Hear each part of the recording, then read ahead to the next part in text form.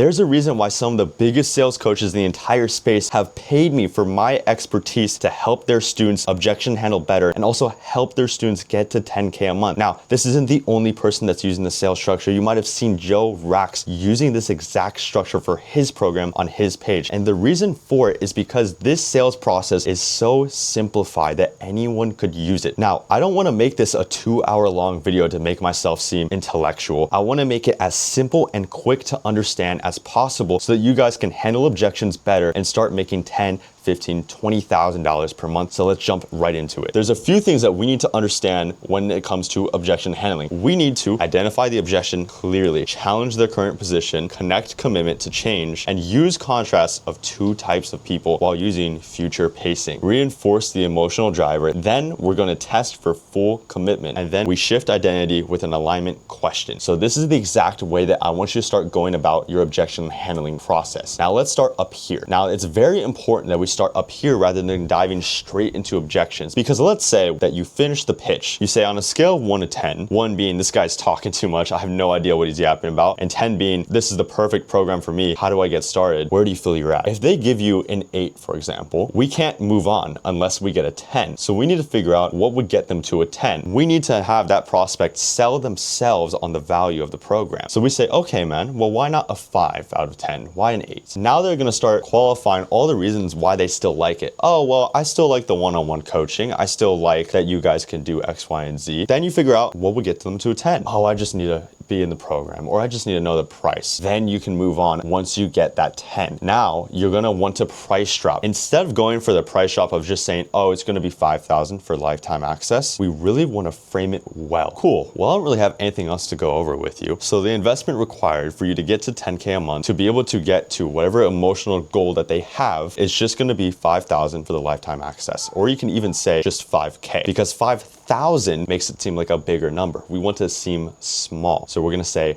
5K. And then from there, you just shut your mouth. You want to shut up, and the first one to speak loses. As soon as they speak, you already won. Because now all you have to do is handle the close correctly. But how do we go about it? They're either gonna say, and that means you'll have to handle an objection. Or they'll just go straight for the close. Okay, let's do it. Do you have a payment plan? They'll close themselves. Well, let's say they're a little uncertain about it. How do we get them to be closed? We want to acknowledge what they're saying, but we also want to isolate the objection. So money aside, do you feel like you would actually do this and get started? They'll be, yeah. Okay, well, why though? You don't want to be super heavy on tonality here. You want to have a very chill tonality so that they feel like they can express themselves without being judged, and they can really dive deep into their real reasons. And you would say, well, why would you do it? Oh, well, help me get to X, Y, and Z goal. Okay, and I guess what would that do for you more personally? And they're gonna start explaining what it would do for them. They're selling themselves and doing your job for you. The next part that we have to move on to is, okay, so is it more just uncertainty around making the investment back into yourself, or that we don't have the full upfront amount? Now, the reason we say uncertainty around the investment back into themselves is because at the end of the day, we want them to realize that this investment goes back to who? It goes back to them. They're making the investment so that they could make a change for themselves. And now we're gonna move on. Let's say they're a little bit uncertain. You really just wanna acknowledge what they're saying. I get it, man. It's not an easy decision. So what is it you're exactly unsure about, just so I can help you here? And they'll go into whatever reason. Now let's say they feel like, I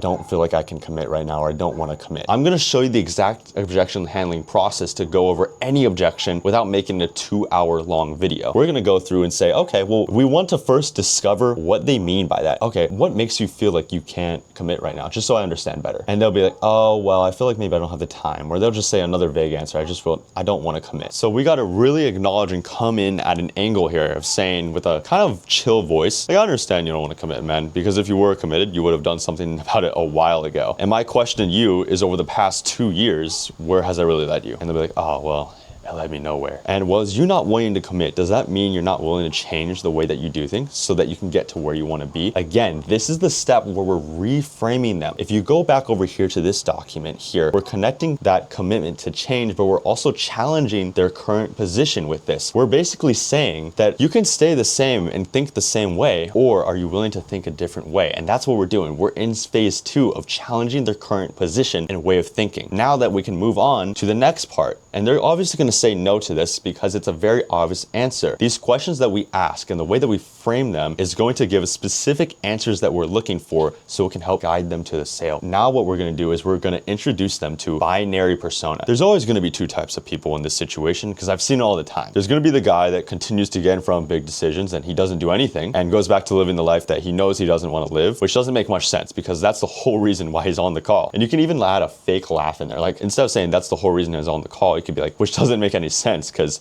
that's the whole reason he's on the call. And you're adding that fake laugh. Now you're going to move on and say the second person. That second person is the most obvious answer. There's always going to be the other person who gets resourceful and does whatever it takes to escape X, Y, and Z. You want to plug in their emotional drivers now. And out of those two people, who do you think is in a better position to achieve their goals? They're obviously going to say the second person. Why? Because we framed it that way. It's an obvious answer. Now what we need to do is guide the conversation again and say, so let's say you decide not to change and nothing changes for the next 6 months. What really happens then? And we're really challenging them on staying in their current position to get them to qualify themselves to us as to why they need to make a change rather than us having to tell them. And they're gonna be like, oh, well, nothing will happen. I'll stay stuck. So how important is it for you to get to X, Y, and Z? And you plug in their emotional driver. If you don't know what an emotional driver is, again, it could be maybe they spend too much time at work. They don't get to see their kids enough. Maybe they're struggling with the bills too much. We wanna figure out what their emotional driver is early on into the discovery part of the call, so that way we can use it as ammo when we're handling these objections. Again, so let's move on. I understand it's important, but are you 100% willing to and committed to doing everything that it takes to achieve that goal? And we're really locking in their commitment so that they can't turn back on their word. So the guy that you want to be that's committed to doing whatever it takes to achieve their goals, does he continue to push off decisions or does he draw a line in the sand, get resourceful so they can do everything in his power to escape X, Y, and Z and get to where he wants to be? Which do you feel he does? And they're obviously going to say he would do it. So now we need to reframe them and connect them to that way of thinking. Okay, so if he would make that change, where do you feel like we should go from here? And they're going to say we should do it. Now, let's say they give you another objection. It's the same way of handling it, it's just different words. Let's say they just don't have the time. Dylan, how do we handle that? That seems like a whole nother objection. I need another 2-hour lesson. You don't need a 2-hour lesson. You just need to know the framework. And this is the exact framework that we need to know to overcome any objection. Identify the objection clearly, challenge the current position, connect commitment to change, use contracts, which is binary persona, and then future pacing, reinforce the emotional driver, test full commitment, and then shift their identity using alignment questions. So let's see exactly how it applies here with this other objection handle. Let's say they don't have the time. We want to discover why they don't feel like they have the time. And what makes it feel like you have the time now? Okay, and over the last 2 years, have you ever actually had enough time to start something like this? Of course not, because everyone has responsibilities. Everyone has responsibilities like jobs, education, family, but we all have the same 24 hours in a day. And now you're not gonna use the same tonality I'm using. You're gonna use a more laid back tonality, chill. You're gonna more be like, we all have the same 24 hours in a day. The difference is between the people who succeed and fail is the way that they prioritize their time. So do you feel getting to X, Y, and Z and making X, Y, and Z a month is a priority for you? Well, of course, man. And that's where you move on. And I can imagine you making another X, Y, Z a month would allow you to do what? And again, you're using that chill tonality because you have more authority, but you're really guiding the conversation to where you want to be. So let me ask you, what happens if you keep that same way of thinking and keep allowing it to stop you from investing into yourself? Oh, nothing's going to happen for my life. And what if that continues for another year? And they're really building the pain by answering the questions for you. That's why we do this in-depth process. And this is why this flowchart is so powerful that you see people like Jake Ryan, Joe Rax, or even other sales coaches in the space using this. And this is exactly why we have so many people on this thing that can view it and are using our sales structure because it's so powerful. It's made so much money for our closers